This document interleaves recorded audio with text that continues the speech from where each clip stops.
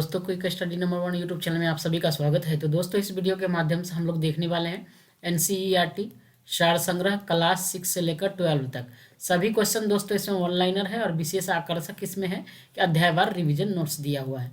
दोस्तों, इसमें हम लोग ने जो है भारतीय राज्य व्यवस्था, इतिहास और इकोनॉमिक्स ऑलरेडी कंप्लीट कर लिया है। अगर आप लोग नहीं देखे हैं तो ज़रूर देख लीजिएगा। सबका अलग अलग प्लेलिस्ट बना हुआ है, हमारे चैनल में जाके आप लोग देख लीजिएगा।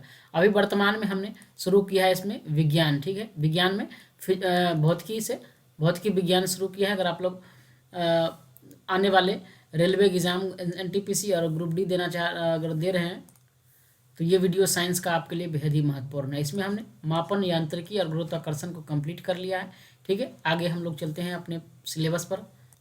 आप लोगों से दोस्तों रिक्वेस्ट है, एक बार सभी लोग वीडियो को लाइक कर दीजिएगा। चैनल पर पहली बार आए तो सब्सक्राइब कर अपने दोस्तों में एक बार शेयर जरूर कर दीजिएगा, ठीक है। तो गुरुत्वाकर्षण पिछले क्लास में हमने कंप्लीट कर दिया था। आज हमने इसमें देखने वाले हैं पदार्थों के सामान्य गुण के बारे में, ठीक है। तो बेहद ही महत्वपूर्ण है आपके लिए साइंस, तो वीडियो को लास्ट तक बने रहिएगा। तो शुरू करते हैं। हमारा पहला क्वेश्चन है दोस्तों कि साबुन के बुलबुले का जो दाब वायुमंडलीय दाब से कम होता अथवा अधिक कम होता है अथवा अधिक होता है तो अधिक होता है। साबुन के जो बुलबुला होता है, कह रहा है उसका दाब वायुमंडलीय दाब से कम होता है या अथवा अधिक होता है तो अधिक होता है।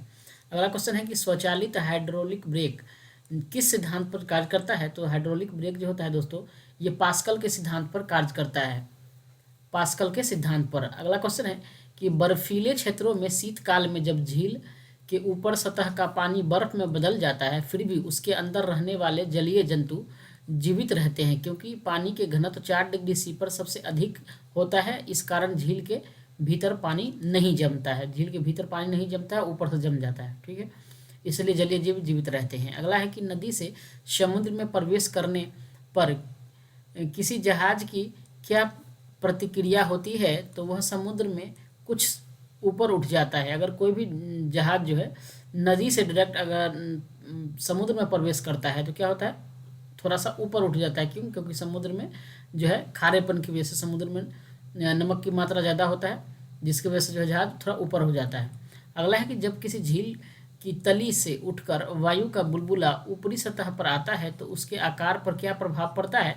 तो उसके आकार क्या होता है दोस्तों, बढ़ जाता है। अगला क्वेश्चन है कि किसी वस्तु की मात्रा बदलने पर उसके घनत्व पर क्या प्रभाव पड़ता है। अगर किसी वस्तु का मात्रा अगर बदल जाता है तो उसका घनत्व अपरिवर्तित रहेगा, घनत्व में कोई बदलाव नहीं होता है। अगला क्वेश्चन है हवाई जहाज से यात्रा करते समय पेन से स्याही क्यों निकलने लगती है। क्योंकि वायु दाब में कमी हो जाता है, वायु दाब में कमी हो जाता है, जिसकी वजह से जो है स्याही निकलने लगता है। अगला क्वेश्चन है कि नदी की अपेक्षा समुद्र में तैरना आसान क्यों होता है। नदी की अपेक्षा समुद्र में तैरना आसान क्यों होता है दोस्तों, क्योंकि समुद्री जल का घनत्व नदी के घनत्व से अधिक होता है, इस वजह से आसान होता है समुद्र में तैरना। समुद्र में प्लवन करते हुए बर्फ का पिंड पानी की सतह से 1/9 भाग ऊपर उठा हुआ होता है, इसलिए जब बर्फ पिघलती है तो पानी की सतह पर कोई परिवर्तन नहीं होता है, ठीक है। अगर मान लीजिए किसी बर्तन में अगर बर्फ रखा हुआ है, अगर बर्फ पिघल जाता है पूरी तरह तो जो पानी का स्तर पहले होता है वह सेम स्तर रहता है, पर बर्फ पिघलने पर उस पर कोई असर नहीं पड़ता है, ठीक है। तो वही है, समुद्र में प्लवन करते हुए बर्फ का पिंड अगर पानी की सतह से 1/9 भाग ऊपर उठा हुआ होता है, इसलिए क्या होता है कि जब बर्फ पिघल जाता है तो पानी का स्तर में कोई परिवर्तन नहीं होता है, कोई बदलाव नहीं होता, पानी जितना पहले था उतना ही होता है। अगला है कि पृष्ठ तनाव का क्या कारण है। तो ये अणुओं के मध्य ससंजक बल लगता है। पृष्ठ तनाव किस कारण होता है दोस्तों, तो अणुओं के बीच ससंजक बल के कारण पृष्ठ तनाव होता है। बैरोमीटर के पैमाने में अचानक अगर गिरावट आने पर कौन सी मौसमी दशा इंगित करता है। तो तूफानी मौसम, यानी अगर बैरोमीटर का जो है अचानक बैरोमीटर का जो पैरा होता है पैमाना, और अगर अचानक नीचे गिर जाए तो क्या होगा, आंधी तूफान आने का पूरा संभावना रहता है। अगला है कि तेल जल के पृष्ठ पर क्यों फैल जाता है। तेल जल के पृष्ठ पर दोस्तों क्यों फैलता है, क्योंकि तेल का जो है पृष्ठ तनाव जल से कम होता है। पृष्ठ तनाव क्या होता है, तेल का जल से कम होता है, इसलिए तेल जो है पूरा पानी पर फैल जाता है। अगला है कि वर्षा की बूंदें गोलाकार क्यों होती हैं। वर्षा की बूंद जब ऊपर से गिरती है दोस्तों तो गोलाकार रूप में जो है हमारी पृथ्वी पर आती है, गिरती है तो क्यों गोलाकार हो जाती है। तो ये है जल का पृष्ठ तनाव के कारण, जल का पृष्ठ तनाव के कारण जो है गोल गोल बूंदें गिरती हैं। अगला है कि कुएं से पानी से भरी बाल्टी को ऊपर खींचते हैं तो क्या अनुभव होता है। यह कि बाल्टी पानी की सतह से ऊपर आकर भारी हो जाती है। ऊपर आने पर क्या होता है, भारी सा प्रतीत होता है। अगला क्वेश्चन है, कह रहा है कि वायुमंडल में बादलों के तैरने का क्या कारण है। वायुमंडल में बादल जो तैरता है इसका कारण है कि वायु में घनत्व की तुलना में बादलों का घनत्व कम होता है। वायु के घनत्व की तुलना में बादल घनत्व क्या होता है, कम होता है, इसलिए वह तैरता है। लोहे का घनत्व उसके द्वारा हटाए गए जल के अपेक्षिक घनत्व से अधिक तथा पारे के घनत्व से कम होता है। इस कारण लोहे की कील पानी में तैरती रहती है। पौधे की जड़ों से पर्णपतियों की ओर जल बढ़ने का क्या कारण होता है, तो ये केशिकत्व के कारण होता है।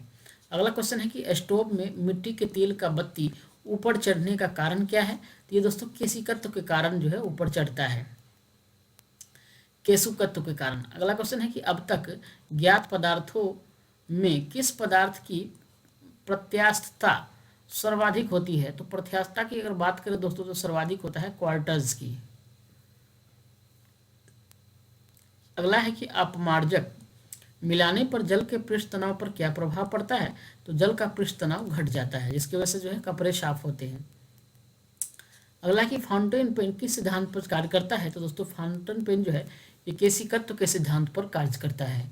समुद्र तल पर एक वायुमंडलीय दाब का मान कितना होता है। समुद्र तल की अगर बात करें तो वायुमंडलीय दाब होता है दोस्तों 1.013 गुना 10⁵ पास्कल के बराबर होता है। जल का अपेक्षित घनत्व किस ताप पर सर्वाधिक होता है, तो जल का घनत्व जो है दोस्तों 4 डिग्री सी पर जो है सर्वाधिक होता है। अगला क्वेश्चन है कि जब जल से भरी बाल्टी को हिलाकर छोड़ देने पर कुछ समय पश्चात जल अपने आप क्यों स्थिर हो जाता है, ये दोस्तों श्यानता के कारण। धातु की शुद्धता ज्ञात करने में किस सिद्धांत का प्रयोग किया जाता है, तो धातु की शुद्धता ज्ञात करने के लिए दोस्तों आर्किमिडीज का सिद्धांत का प्रयोग किया जाता है। जल से निकालने पर शेविंग ब्रश के बाल आपस में किस कारण चिपक जाते हैं। जल से निकालने पर जो शेविंग ब्रश होता है आपस में चिपक जाता है, क्यों चिपकता है, ये पृष्ठ तनाव के कारण चिपक जाता है, पृष्ठ तनाव के कारण। स्टील रबर की अपेक्षा अधिक प्रत्यास्था क्यों है। स्टील जो है कह रहा है कि रबर की अपेक्षा अधिक प्रत्यास्थ क्यों है, तो स्टील के लिए अधिक विरूपक बल की आवश्यकता होती है, इसलिए। वाहनों में स्नेहक तेल का प्रयोग क्यों किया जाता है, घर्षण को कम करने के लिए वाहन में जो है स्नेहक तेल का प्रयोग किया जाता है। आंधी आने पर टीन की छत और छप्पर उड़ जाते हैं क्योंकि उनके ऊपर वायु दाब नीचे के वायु दाब से कम हो जाता है, इसलिए छप्पर क्या होता है, उड़ जाता है। किसी वस्तु के सतह के लंबवत लगने वाले बल को क्या कहते हैं। किसी वस्तु की सतह के लंबवत लगने वाले बल को क्या कहते हैं दोस्तों, इसको प्रणोद कहते हैं, प्रणोद। हालांकि जल की श्यानता वायु से अधिक होने के कारण जल की तुलना में वायु में गति करना सरल होता है, वायु में गति करना सरल होता है। तो दोस्तों आज के लिए इतना ही। नेक्स्ट हम लोग जो है वीडियो में पढ़ेंगे तरंग गति एवं ध्वनि, तरंग गति एवं ध्वनि के बारे में पढ़ेंगे।